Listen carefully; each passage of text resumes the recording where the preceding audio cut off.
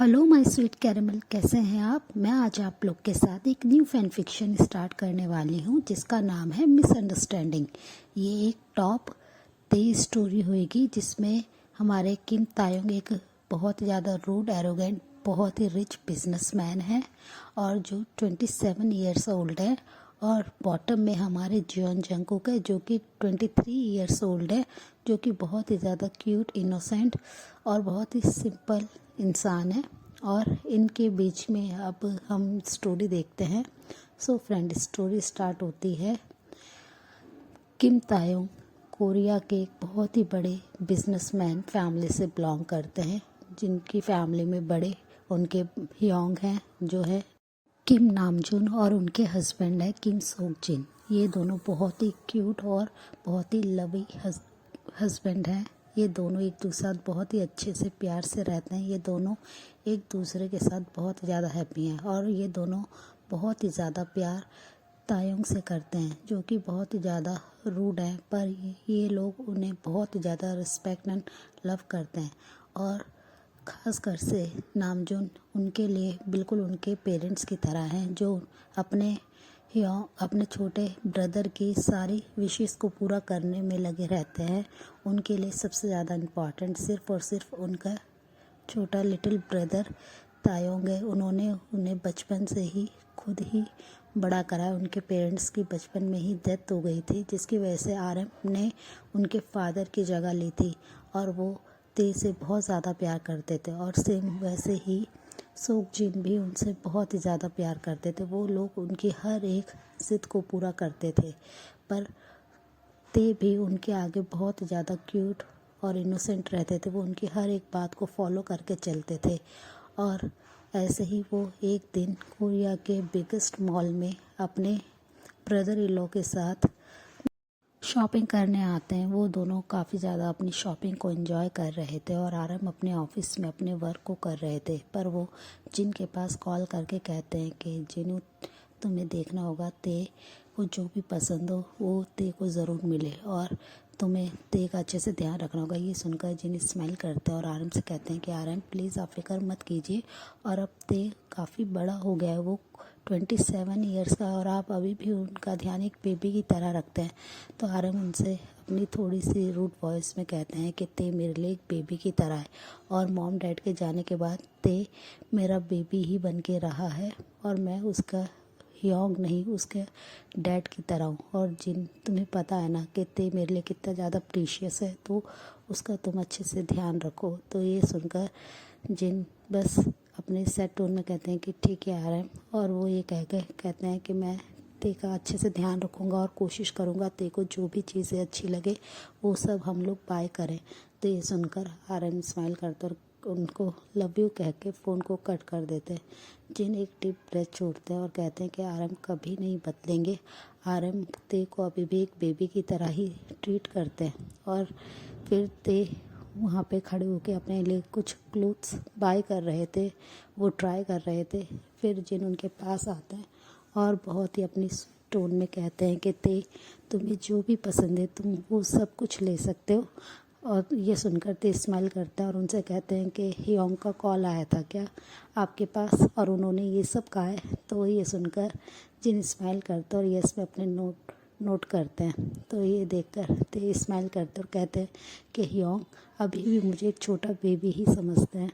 तो ये सुनकर जिन उनके पास आते हैं और उनके चिक पे अपने हैंड से बहुत ही प्यार से रब करते हुए कहते हैं कि तुम हमारे लिए हमेशा बेबी ही रहोगे ते, तुम चाहे कितने ही बड़े हो जाओ। और ये कहकर उनकी तरफ स्माइल करते हैं और ते भी उनकी तरफ देख के बहुत ही क्यूटली स्माइल करते हैं। फिर ते अपने लिए क्लोथ्स देखने लगते हैं। तो वो जिनसे कहते हैं कि ह्योंग आप भी अपने लिए कुछ ले लीजिए, और वो ये कहकर स्माइल करते हैं। तो जिन उनकी तरफ देख के स्माइल करते हुए कहते हैं कि ठीक है। फिर वो दूसरे सेशन में चले जाते हैं कुछ क्लोथ्स और कुछ टॉयज़ वगैरह को देखने के लिए, और वो वहाँ पे बिज़ी हो जाते हैं। और ते यहाँ पे अपने लिए काफ़ी ज़्यादा अच्छे क्लोथ्स को चेक कर रहे थे।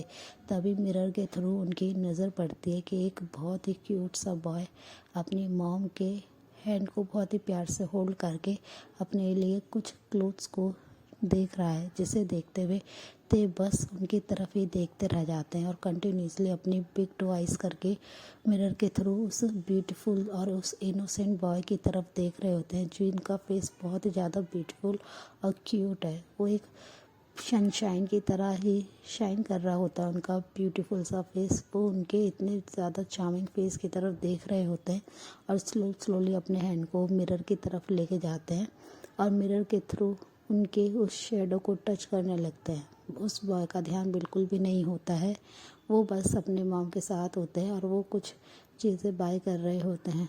थोड़ी देर बाद वहाँ पर किम सोक जिन आ जाते हैं, जो दूर से देखते हैं कि ते का ध्यान बिल्कुल मिरर पे है। पहले उन्हें लगता है कि ते अपने आप को मिरर में देख रहे हैं, अपने रिफ्लेक्शन को, बट वो धीरे धीरे नोटिस करते हैं कि ते अपने आप को नहीं, वो मिरर के थ्रू किसी और को देख रहे हैं।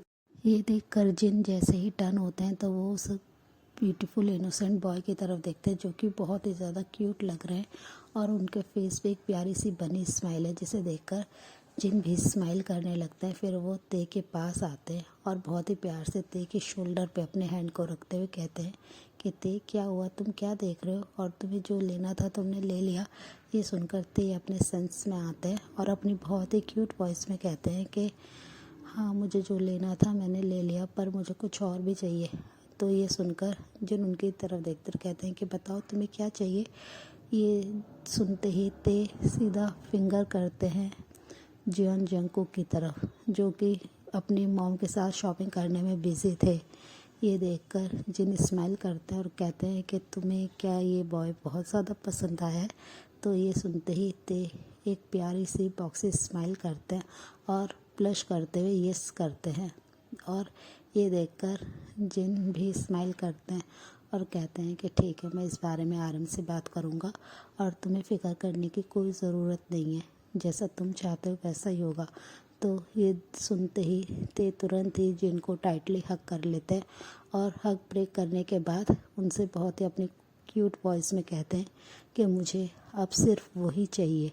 और वो ये बात काफ़ी अपनी डीप वॉइस में कहते हैं, जिसे सुनकर जिन भी थोड़ी देर के लिए स्टंट रह जाते हैं कि ते काफ़ी ज़्यादा डीप वॉइस में बोल रहे हैं। ज़रूर उन्हें उस बॉय में काफ़ी ज़्यादा इंटरेस्ट आ गया।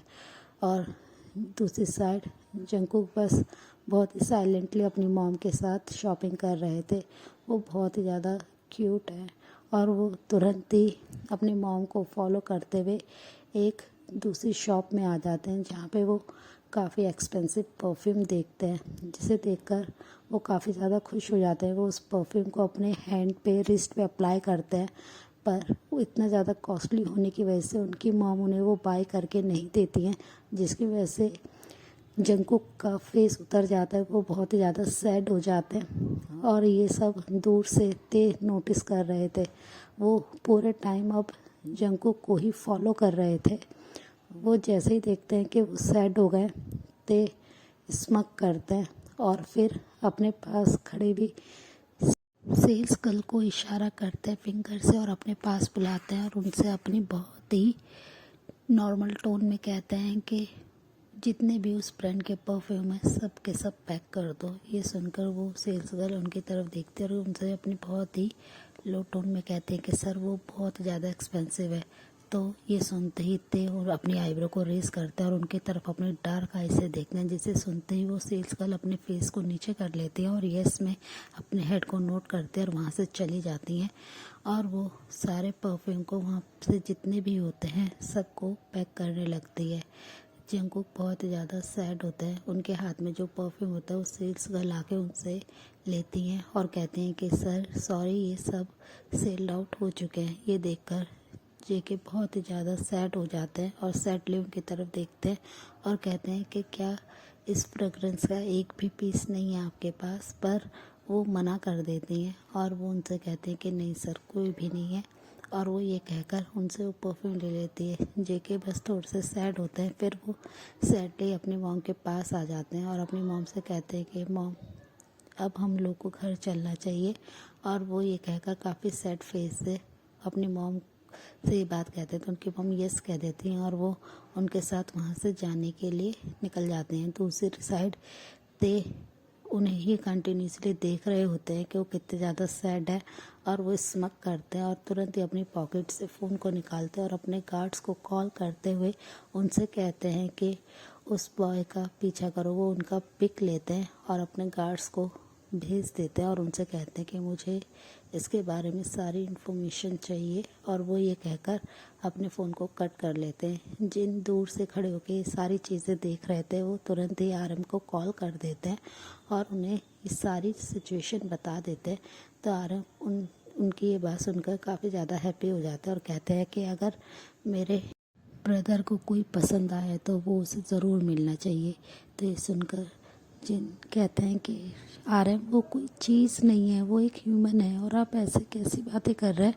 तो ये सुनकर आरएम उनसे कहते हैं कि अगर ते ने पसंद किया है तो ते के पास वो ज़रूर आएगा, और जिन मैं इसमें कोई आर्ग्यू नहीं चाहता हूँ तुम्हारा, और तुम कैसे भी करके उस बॉय के बारे में सारा इन्फॉर्मेशन निकालो कि वो क्या करता है, कैसे, कहाँ से है, उसकी फैमिली बैकग्राउंड क्या है, और उसकी सारी इन्फॉर्मेशन मुझे ज़रूर चाहिए।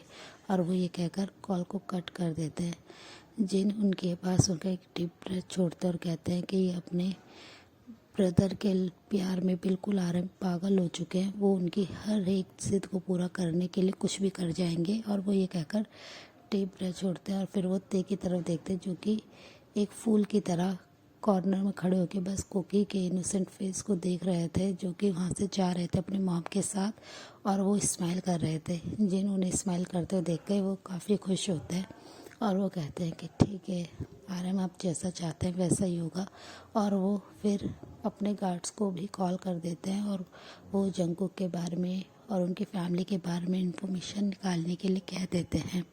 और फिर थोड़ी देर बाद जब वहाँ से कुकी चल जाते हैं, जिन उनके पास आते हैं ते के, और उनसे कहते हैं कि ते अब हमें भी मेंशन चलना चाहिए ना। ये सुनकर ते स्माइल करते और कहते हैं कि ठीक है हमें चलना चाहिए। और वो ये कहकर अपने शॉपिंग बैग्स को अपने गार्ड्स को दे देते हैं और वो और जिन कार में आके बैठ जाते हैं। ऑलमोस्ट 40 मिनट्स की राइड के बाद वो लोग अपने मेंशन में आ जाते हैं और ते मेंशन में आते ही अपने रूम में चल जाते हैं। और जिन उन्हें बस जाते हुए देख रहे होते हैं कि ते सडनली एकदम से चेंज हो गए हैं। वो अब नॉर्मल बातें भी नहीं कर रहे हैं, वो आते ही अपने रूम में चले गए। और फिर वो एक डीप ब्रेथ छोड़ते हैं और वो कुछ देर के बाद अपने काम में लग जाते हैं। वो किचन में आ जाते हैं और डिनर प्रिपेयर करने में लग जाते हैं। इवनिंग में आरएम वहाँ पे आ जाते हैं और वो आते ही जैसे ही अपने मेंशन में एंटर करते हैं, जिन तुरंत ही उनके पास जाते हैं।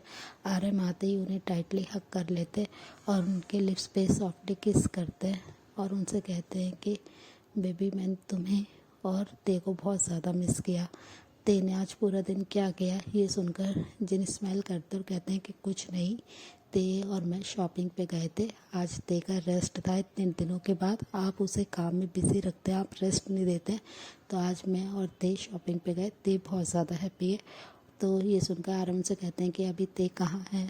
तो वो कहते हैं कि वो अपने बेडरूम में है।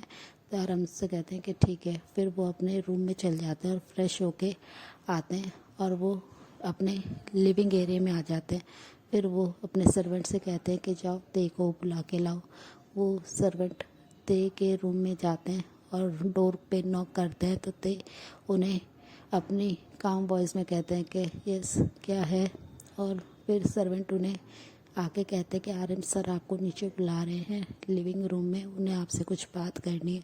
ये सुनकर ते स्माइल करते और कहते हैं कि ठीक है तुम जाओ, मैं कुछ देर में आता हूँ। और वो ये कहकर वहाँ से चले जाते हैं। ते अपने फ़ोन में अभी भी कुकी की ही पिक्चर देख रहे थे। फिर वो अपने फ़ोन को ऑफ़ करते हैं और वो अब फिर कुछ देर के बाद नीचे आ जाते हैं। आरएम जैसे ही उन्हें देखते हो काफ़ी बड़ी सी स्माइल करते हैं और ते भी उनकी तरफ बहुत ही प्यार से स्माइल करते हैं और वो कहते हैं कि बेबी तुम्हारे इतने दिन के बाद हॉलीडे थी, तुमने कैसा एंजॉय करा? तो ये सुनकर ते स्माइल करते और कहते हैं कि योंग, मैंने और योंग ने जाके बहुत अच्छे से शॉपिंग करी और मुझे कुछ चीज़ चाहिए, आपको योंग ने बता दिया होगा। तो ये सुनते ही आर्यन स्माइल करते और कहते हैं कि हाँ मेरे को उसके बारे में सारी इन्फॉर्मेशन मिल गई है और ते तुम्हें फ़िक्र करने की ज़रूरत नहीं है। बहुत जल्द हम उसको तुम्हारे पास लेके आ जाएंगे। ये सुनकर ते काफ़ी खुश हो जाते हैं और जिन ये सारी बातें सुन रहे होते हैं और वो उनसे कहते हैं कि आरम आप ये क्या कह रहे हैं, आप उसे यहाँ पे ले आएंगे।